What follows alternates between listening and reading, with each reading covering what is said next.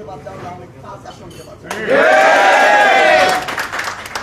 আমি স্বাভাবিকভাবে অসুস্থ, আমি বেশি কথা বলবো না, যেহেতু আমার মহানগর বিএনপি আহ্বায়ক মোশাররফ হোসেন খান 5 আসনে মনোনয়ন প্রত্যাশী উপস্থিত, কিন্তু বিএনপি কার্যকরী সদস্য সাবেক সাংসদ জনাব একবার আবুল কালাম সাহেব উপস্থিত বিএনপি আদর্শ মনোভাবাপন্ন বিশিষ্ট ব্যবসায়ী আবু জামাল বাবুল ভাই উপস্থিত, মনোনয়ন প্রত্যাশী মহানগর বিএনপি আবুল কাসার আশা উপস্থিত, নারায়ণ সদর থানা বিএনপির সাধারণ সম্পাদক, নারায়ণ জেলা আইনজীবী সমিতির সাধারণ সম্পাদক আনোয়ার প্রধান উপস্থিত, বন্দর থানা বিএনপির সাধারণ সম্পাদক আব্দুল রানা, সিনিয়র সদস্য মোহাম্মদ ডাক্তার মুজিবুর রহমান আওয়াজ হোসেন, আলিসমুল্লাহ মোহাম্মদ কমেশ্বর,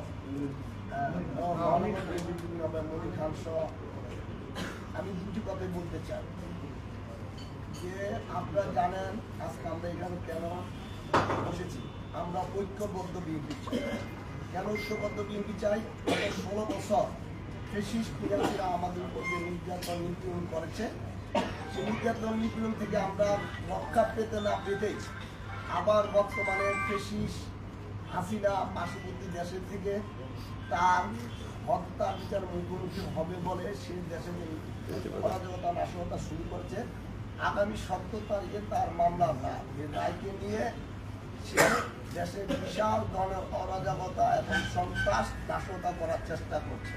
তাই আমরা আগামী 17 তারিখ সকাল 10টায় ঐক্যবদ্ধ বিএনপি মিশন করা হুঁশিয়ার সমিতি আমরা এর প্রতিবাদে একটি বিশাল প্রতিবাদ সমাবেশ করি। আপনারা যারা এখানে উপস্থিত আছেন, দাওয়াত পান আর না পান, এখানে আমরা যারা উপস্থিত আছি আমরা সবাই এবং আমাদের যারা আরো সাথী আছে, সহকর্মী আছে, নেতৃবৃন্দ, আমরা সবাইকে দাওয়াত করবো ওই প্রতিবাদ মিছিলে অংশগ্রহণ করার জন্য। কারণ নারায়ণগঞ্জের মাটিতে কোনো খুনি ফেসিস্ট হাসিনার কোনো গডফাদারদের কোনো এখানে নাশকতা কাজ করতে দেওয়া যাবে না। ইতিমধ্যে আপনারা দেখেছেন আসন নির্বাচনকে নিয়ে স্বাগত হোসেন খান, আবুল কালাম ভাই, জাফর আহমদ বাবুল ভাই যে কথা বলেছে, এই নির্বাচনকে নিয়ে আমার রাজনৈতিক ভারপ্রাপ্ত চেয়ারম্যান জনাব তারেক রহমান 3টি ক্যাটাগরিতে বলেছিলেন মনোনয়ন পত্র নিশ্চিত করবেন। একটা হলো যে বিগত দিনে নির্যাতিত নিপীড়িত এবং মামলা হামলায় যারা জড়িত, দ্বিতীয়ত কইছে জনসম্পৃক্ততা, তৃতীয় কইছে জনপ্রিয়। আমরা সে আশঙ্কায় বুক বেঁধেছিলাম ইনশাল্লাহ এবার তৃণমূলের নেতা কর্মীদের মূল্যায়ন হবে। পাশাপাশি আপনারা জানেন এই নির্বাচনকে সামনে রেখে সরকারিভাবে তফসিল ঘোষণার পূর্বেই দলীয় হাইকমান্ড কোনো প্রশ্নের কারণে মনোনয়ন ঘোষণা দিয়েছেন প্রাথমিকভাবে। সেই প্রাথমিকভাবে যাকে ক্যান্ডিডেট দেওয়া হয়েছে তার ব্যাপারে আমাদের বলার কিছু নেই, নারায়ণগঞ্জবাসী দেশবাসী সবাই জানে। কিন্তু আমি বলতে চাই, পাশাপাশি মহাসচিব সাহেব যে সম্মানিত মহাসচিব যে ঘোষণাটা দিয়েছিলেন যে এই মনোনয়নপত্র চূড়ান্ত না, এরা প্রাথমিক।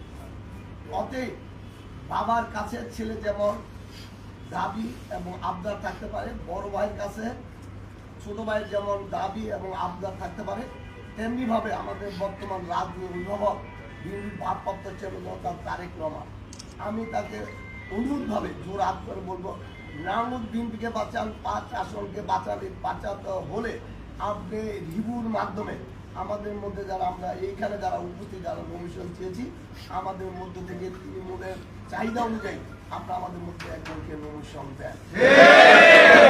যদি দেওয়া হয় আমরা ইনশাল্লাহ আপনাকে একটি ভালো ফলাফল এবং বিজয় সুনিশ্চিত উপহার দিতে পারবো।